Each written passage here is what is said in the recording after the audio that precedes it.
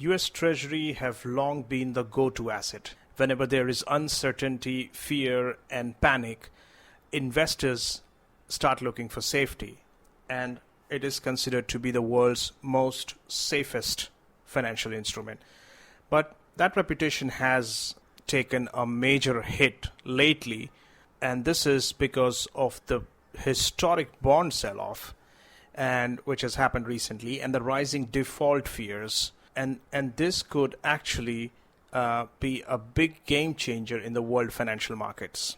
US Treasury have been long been the go-to asset, which means whenever there is uncertainty, fear, or a full-blown panic, or investors think that there could be a recession in the horizon in the next 6 to 12 months, they would switch all their money to the Treasury bonds. Big funds, hedge funds, the government funds, pension funds, all these funds would pour in their money into the Treasury, that being the safest, not only in the United States, but from all over the world. But now that reputation has started to take a hit. Financial markets have been engaged in a growing debate over the risk that is now seen in the Treasuries, with prominent voices raising doubts over the safety of the Treasury bonds. On Friday, Moody's lowered the U.S. credit outlook to negative, signaling that a downgrade is possible in the future. That comes as massive deficits have sent debt soaring, while the historic sell-off in U.S. bonds, triggered by the U.S. Federal Reserve's rate hikes, has highlighted that the prices are vulnerable too. So you can see the rising yields in the chart indicating fierce selling in the Treasury bond, which has happened over the course of 15 months.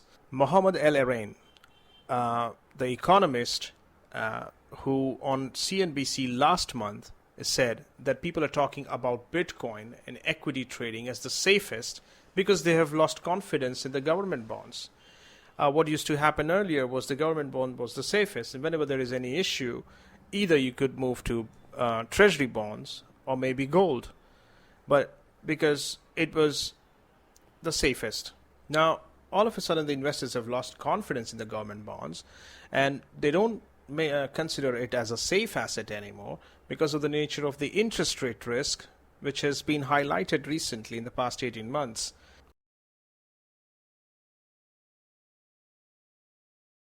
Let's go through it piece by piece. The last four sessions. Tuesday, the 30-year yield down by almost 14 basis points. Wednesday, almost 14 basis points. Yesterday, up 16. This morning, down 10. Mohammed, what on earth is that?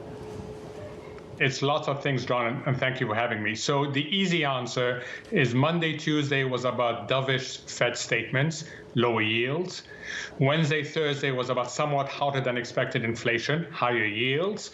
Today is about geopolitical concerns, lower yields. So that's the easy answer. The harder answer is that we have lost all anchors to the bond market, all of them. We've lost the economic anchor, we have lost the technical anchor, and we've lost the policy anchor. So what we're seeing is this enormous volatility. So far, we are lucky in that when we have overshoots, it triggers some sort of reaction. If yields go too high, some people start wondering about locking in higher yields for longer. If they suddenly go down quickly, those who have been caught offside with massive positions, loss-making positions, take advantage of that. So the good news is there is a certain amount of range-bound dynamics.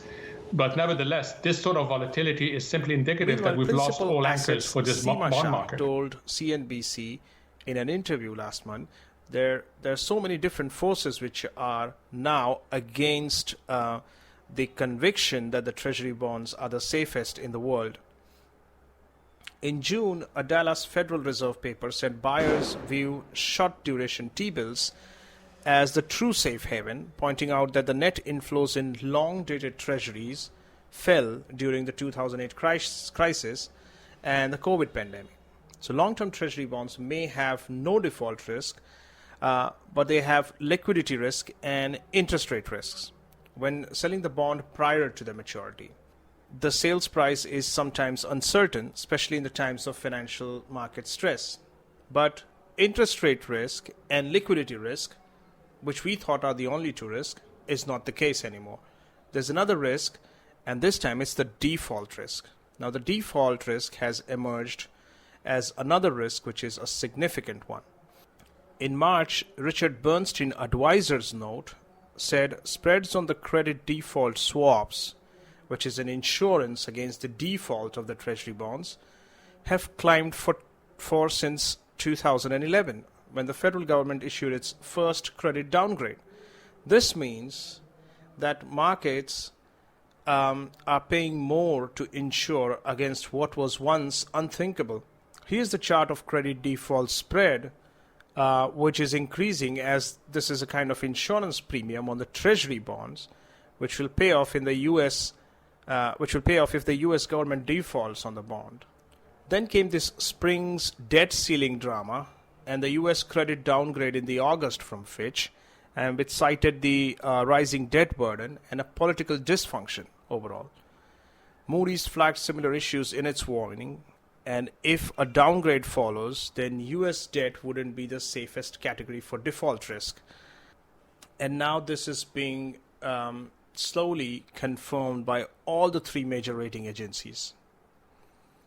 Alarms about U.S. debt have been growing as federal deficits continue to widen.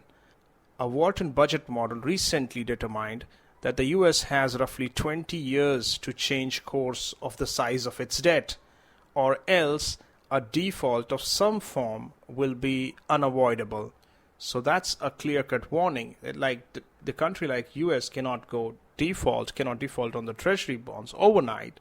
But what we are seeing from 2008 and what economists are projecting is that in the next 20 years, there could be a strong reason for the Treasury bonds of the U.S. to default.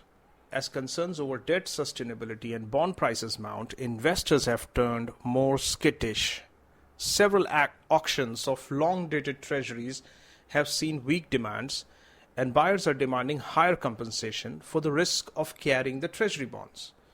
With all this said, it has become very difficult for us to convince ourselves that what has been the risk-free asset for decades or maybe century from the past century might not be the safest, and there are shadow of doubts which have started to arise considering its default risk. But the other view, which still stands with most of the analysts and economists, is that it's not yet convinced that the Treasury are slipping as a safe haven, because they don't. And the reason is when you compare it to anything in other than anything in the world, you still feel that this might be the most safest. Investors have been willing to remain in riskier assets as growth in the United States has remained robust. And some of the analysts believe, who counter the argument that U.S. Treasury is not the safest, and they say that because the U.S. economy is doing really good, investors want to be in riskier assets.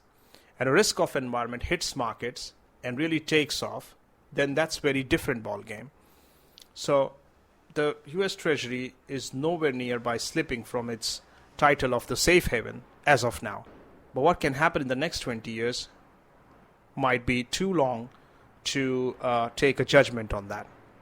But that could slowly come under pressure, and we know the changing dynamic environment of the economy in the past 5 to 6 years has raised some doubts on the U.S. Treasury safe haven status.